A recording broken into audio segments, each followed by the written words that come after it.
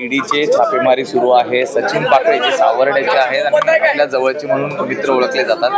काय पाहता कशा संदर्भात ही कारवाई आहे? राजकीय रंग याला विरोधकांकडून दिला जातो. मला याच्यातली काही कल्पना नाही.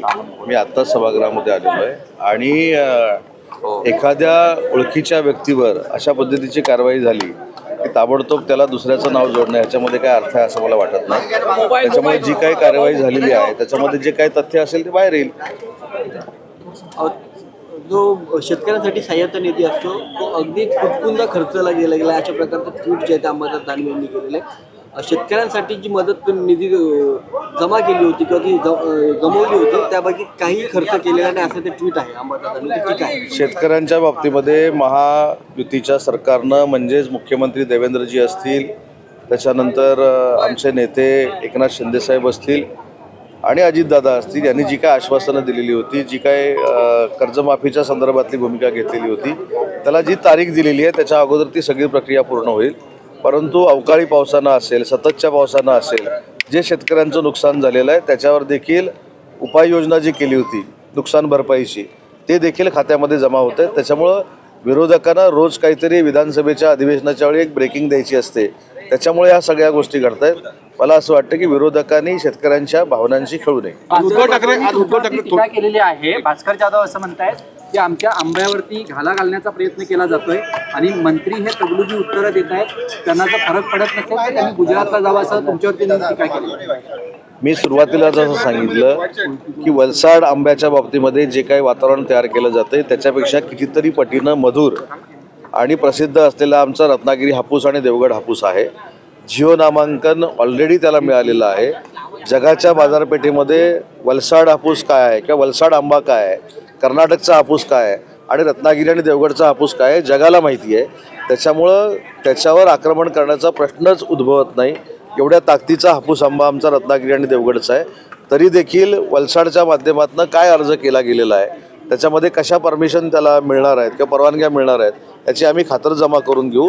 परंतु रत्नागिरी हापूस किंवा देवगड हापूसवर कुठचाही अन्याय होणार नाही ही भूमिकाच सरकारची असणार आहे. त्याच्याबद्दल कुठेही दुमत असण्याचं काही कारण नाही. ई-केवायसी रखडली म्हणून जे शेतकऱ्यांना मदत जाहीर केली होती शासनाने, त्या ई-केवायसी मुळे कोट्यवधी रुपयाची मदत जी आहे ती अनेक शेतकऱ्यांपर्यंत पोहोचली नाही.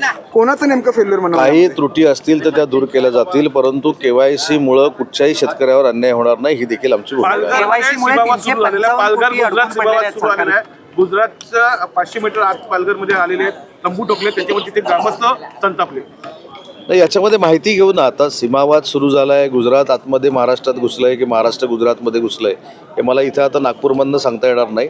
परंतु अशा पद्धतीची जर भूमिका असेल तर त्याची माहिती घ्यावी लागेल आणि माहिती घेऊनच बोलावं लागेल. सर, तुम्ही मराठी भाषेचे मंत्री आहात. आता लेखी उत्तरात कबुली दिलेली आहे की राज्यामधल्या अनेक मराठी शाळा बंद झालेल्या आहेत. आता मुंबईतल्या मराठी शाळा बंद झालेल्या आहेत. काय नेमकं राज्य शासन करते मराठी शाळांचं? मराठी भाषेचा मंत्री म्हणून शालेय शिक्षण विभागाच्या मराठी भाषेच्या शाळा ह्या माझ्या अंतर्गत येत नाहीत, ते शालेय शिक्षण विभागाच्या अंतर्गत येतात.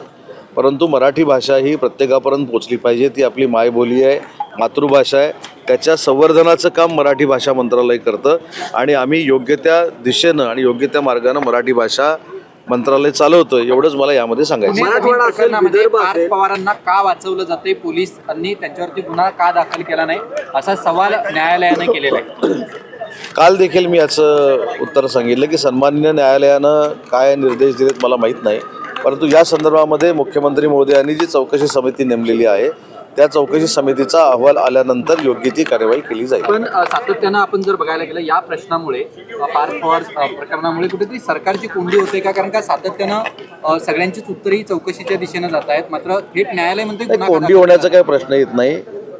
परवाच्या एका प्रसारमाध्यमाच्या मुलाखतीमध्ये देखील मुख्यमंत्री महोदयांनी सांगितलेलं आहे की चौकशी झाल्यानंतर याच्यामध्ये जे काही निष्पन्न होईल त्याच्यावर नक्की कारवाई होणार आहे आणि चौकशीची कार्यवाही सुरू आहे. त्याच्यामुळं कोणाला पाठीशी घालण्याचं, कुठे अडचणी देण्याचा काहीच संबंध येत नाही. मराठवाडा, विदर्भ इथे शेतकऱ्यांच्या आत्महत्यांची संख्या वाढते. जवळपास वर्षभरात 2000 शेतकऱ्यांनी आत्महत्या केला असा आकडा समोर येतो. शेतकऱ्यांची आत्महत्या होऊ नये यासाठी सरकार प्रयत्नशील आहे. त्याच्यासाठीच अवकाळी पाऊस असेल, सततचा पाऊस असेल, याच्यासाठी आपण नुकसान भरपाई दिलेली आहे. जी तारीख 30 तारीख जी दिलेली आहे जूनची कर्जमाफीची, त्या संदर्भात कर्जमाफी ही देखील आत्महत्या रोखण्यासाठी कारणीभूत ठरणार आहे. त्याच्यामुळे अनेक उपाययोजना शेतकऱ्यांच्या आत्महत्या होऊ नयेत यासाठी शासन करते. शेतकरी सन्मान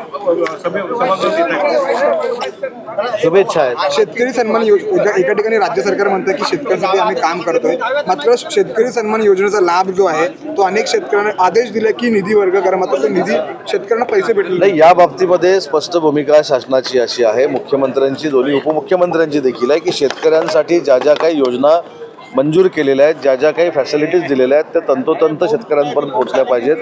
कदाचित थोडं पाठीपुढं झालं असेल, परंतु अनेक वेळा कॅबिनेटमध्ये तिन्ही नेत्यांनी शेतकऱ्यांवर अन्याय होणार नाही ही भूमिका प्रशासनाने घ्यावीच लागेल, या सक्त ताकीद प्रशासनाला दिलेली काल आहे. शरद धन्यवाद. पवार अजित पवार भेटलेले आहेत आणि आता अशी चर्चा होते की दोन्ही राष्ट्रवादी कुठेतरी एकत्र चर्चा लागणार. तुमची ताकद वाढेल महायुतीची? मला असं वाटतं की आधी येऊ देत एकत्र, मग याच्यावर आपण बोलू.